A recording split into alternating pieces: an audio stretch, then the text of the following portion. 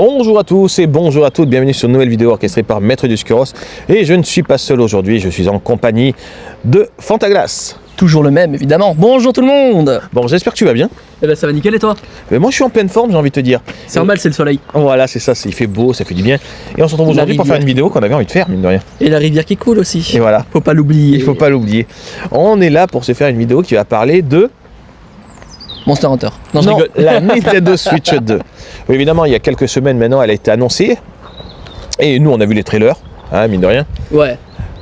Et on a décidé de faire une vidéo réaction dessus. Bah oui, mais on a pas. pris le temps pour la faire, on a pris le temps. On a pris le temps de réagir, de voir les fonctionnalités. On va essayer de vous répondre le plus possible à des questions. Voilà, parce que malheureusement, on a bien compris que ça faisait débat, encore une fois, cette histoire.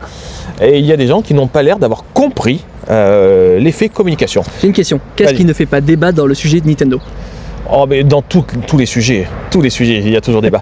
Alors, je te laisse commencer par le premier sujet. Tu lances. Donc on va commencer par le design de la Nintendo Switch 2. Donc comme vous pouvez le voir dans la vidéo, on peut voir l'écran qui s'élargit ainsi que les Joy-Con qui s'élargissent. La couleur des Joy-Con qui passe des couleurs originelles à une couleur noire, avec au niveau des joysticks un support peut-être anti-poussière, je ne sais pas. Ouais, je pense que c'est le but, qui est sur anti-poussière et aussi une protection anti Joy-Con Drift, peut-être. Peut-être. Ça pourrait être bien. Et qui par contre représente les couleurs du rétro Switch, on va dire. Exactement. Alors, bon, bien sûr, dessus, on peut voir que l'idée, c'est que la console va être plus grande en elle-même, ainsi que les Joy-Con. On voit que les couleurs sont plus sobres, plus adultes. La console fait moins jouer tout à coup. Et moins rétro aussi. Voilà, on est plus sur un design un peu plus élégant. Un peu plus ouvert à toutes les communautés. Voilà. En même temps, certains ont commencé à dire que c'était la même console que la Switch OLED. Qu'est-ce que tu as envie de répondre à ça? Oui et non. C'est compliqué à expliquer. Disons que la Switch 2, c'est vrai que c'est une Switch comme l'autre. La différence, c'est que c'est pas vraiment la même chose à cause de ce qu'il y a dedans. Voilà, ce qui va changer, c'est bien sûr le hardware, comme on dit, et le software. Et là, avoue que c'est bien dit. Duscuros et son accent anglais, on peut toujours le féliciter pour ça. Merci. Ah, mais ça changera jamais, ça, les gars. Évidemment, la console est prévue pour être beaucoup plus puissante. Alors là, on part sur le principe des rumeurs, attention. Mais elle devrait avoir une mémoire interne de 256 Go, si je dis pas de bêtises. Probablement, j'ai pas écouté les rumeurs. Ouais, mais c'est le minimum syndical pour vu la taille des jeux maintenant. Ouais. C'est le minimum. Sans oublier qu'il devrait avoir la puissance d'une PS4. Exactement, voire plus.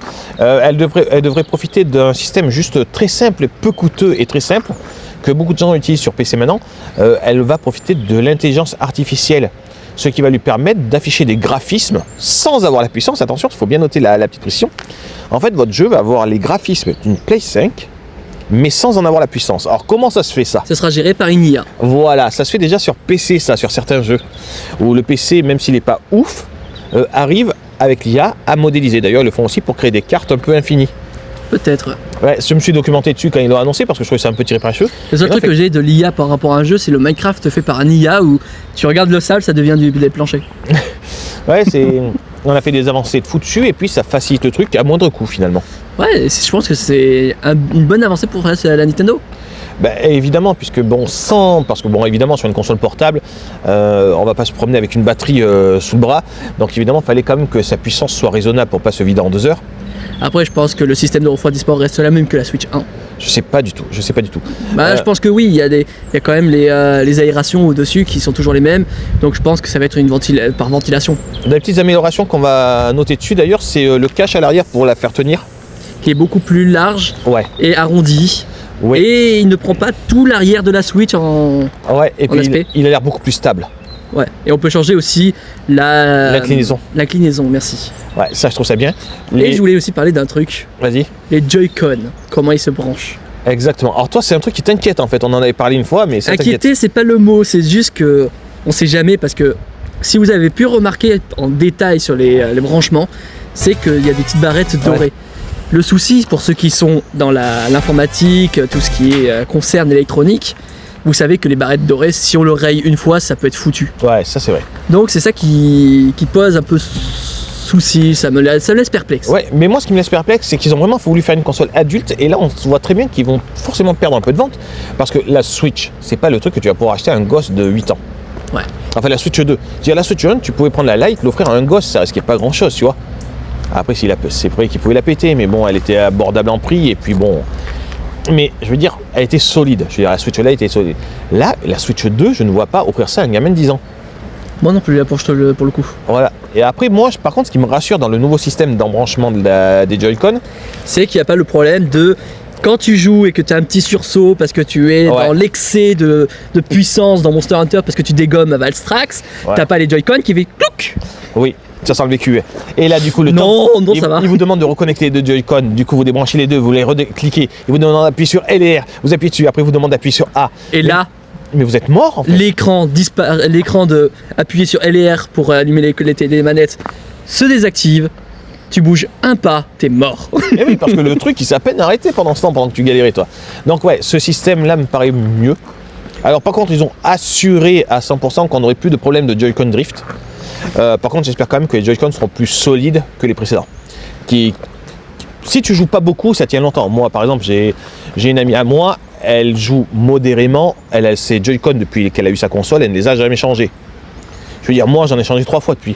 Parce que je suis tout le temps dessus, quoi. Moi, c'est la première fois que je les ai changés. Ah ouais? Ouais. Et pourtant, je les joue souvent. Ouais. Vu le nombre d'heures sur Pokémon Épée Bouclier, sur Écarlate et Violet, sur Animal Crossing, oui, c'est quelques heures, quoi. Alors, tiens, les nouveaux jeux supposés, prévus, on va en parler après. On va continuer avec les Joy-Con qui font souris cette fois-ci. Oui, grâce à un accessoire qu'on peut voir dans la bande-annonce. Exactement. Qui se branche d'ailleurs comme les anciennes Joy-Con où on clipsait un truc. Ouais, où il y avait les dragons accrochés d'ailleurs, je crois. Voilà, c'était ça dont je parlais. Ouais, mais ça va être génial, je trouve. Ça peut ouvrir plein de voies. On sait que les jeux PC se sont très bien importés sur la Switch 1.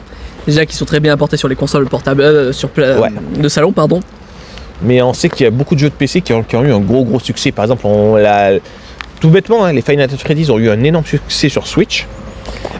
Civilization a eu un succès énorme sur Switch au point que ça a carrément bousculé la conception de Civilization 7. Donc oui, le principe des souris, je pense qu'il est dû à ça, au fait que, et puis Microsoft qui veut développer de plus en plus de jeux sur Switch, comme il a annoncé. D'ailleurs, il a aussi fait sur Play.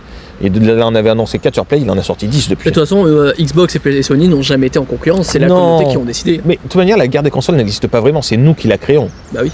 Je veux dire, ça, regarde, toi par exemple, tu as la Switch et la Play 4. Oui.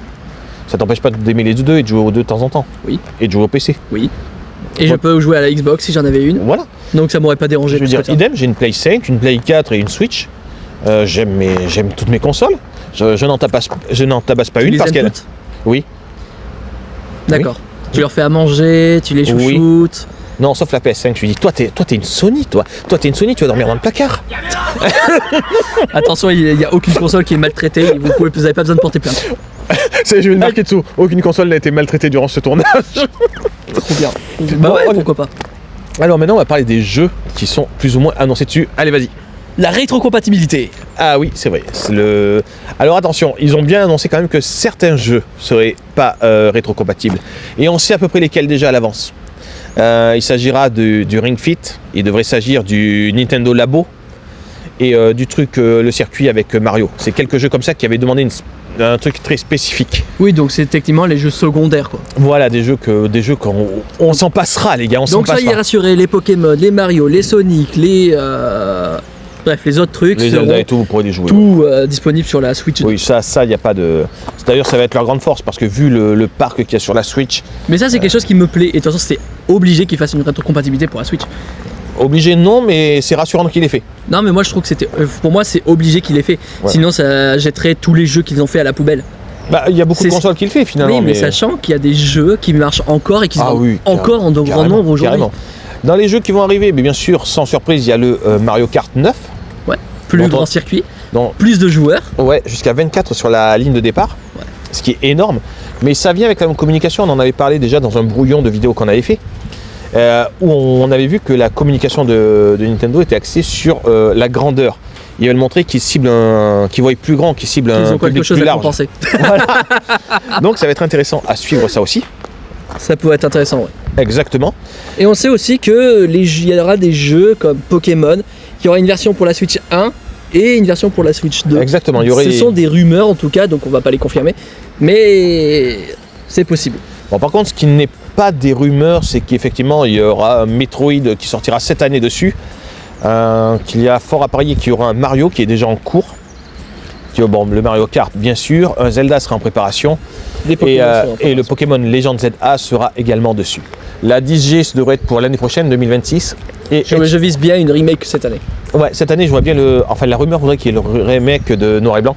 Ouais, c'est pour ceux qui veulent savoir les titres qui ont été donnés dans les rumeurs. C'est Pokémon Foudre Noire et Flamme Blanche. Exact. Et ça me donne envie, moi. Ça me donne envie, surtout que d'après ce qu'on avait lu, il y aurait moyen qu'il ait mis au goût du jour. Ça veut dire que la terra-cristallisation sera disponible dedans. Voilà. Même si je suis pas fan de la Terra. C'était pas une C'est mauvaise la mécanique. troisième mécanique dans mon classement.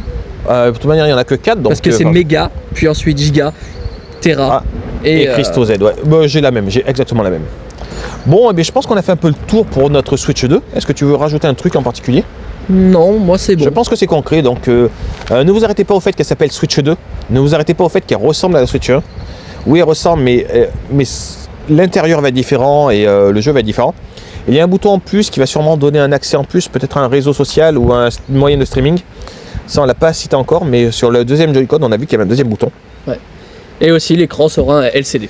Ouais. Alors, je sais que ça fait rager beaucoup, espérer un OLED. Mais bon, la console sera plus puissante, donc de toute façon, même avec un écran LCD, elle sera plus belle que la Switch OLED. Il n'y a pas de souci là-dessus. Donc, je pense que le dessus, c'est fait. Donc, c'est ça qui sera à retenir dessus. Il faut attendre les prochaines annonces officielles, parce que nous, on fait que relayer ce qu'on a lu, et ce qu'on a entendu, et ce qu'on a étudié surtout.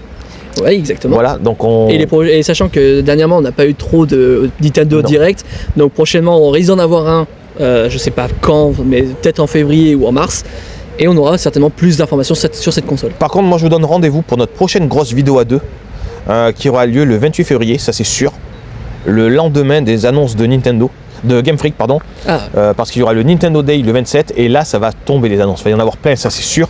Alors attendez-vous à une grosse émission commentée à deux, où on va décortiquer tout ça et vous allez voir les gars, on va vous gâter. Exact. Pour moi c'est bon. Moi c'est bon, je te laisse finir la vidéo. Et bien en tout cas j'espère que vous avez pris plaisir à nous écouter. Je vous dis à très bientôt pour nos aventures. En attendant, prenez soin de vous. Allez, ciao à tous.